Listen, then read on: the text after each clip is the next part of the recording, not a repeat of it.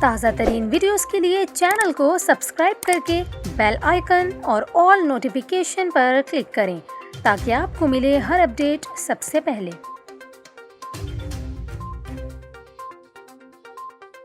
ابھی آپ کو بتائیں، محکمہ موسمیات نے کراچی میں مزید سردی کی پیشگوئی کی ہے۔ ڈائریکٹر محکمہ موسمیات سردار سرفراز کے مطابق 22 اور 23 جنوری سے کراچی میں درجہ حرارت سنگل ڈیجٹ میں جا سکتا ہے اور اس پورے ہفتے سردی کی شدت بڑھے گی۔ انہوں نے بتایا کہ کراچی سمیت سندھ کے دیگر شہروں میں بارش کا امکان فی الحال نہیں، تاہم 21 اور 22 جنوری کو سکھر اور لاڑکانہ میں بارش ہو سکتی ہے۔ ڈائریکٹر محکمہ موسمیات کے مطابق مری میں حالیہ برفباری جیسی برفباری کا امکان نہیں، لیکن ہلکی پھلکی برفباری ہوگی۔ دوسری جانب شمال مغربی بلوچستان میں ایک مرتبہ پھر سے بارش اور برفباری کا سلسلہ شروع ہو گیا۔ وادی زیارت میں برفباری کا سلسلہ جاری ہے، جبکہ ضلع زیارت میں تمام اداروں کو الرٹ کر دیا گیا ہے اور رابطہ سڑکیں بحال رکھنے کے لیے مشینری استعمال میں لانے کی ہدایت کی گئی ہے۔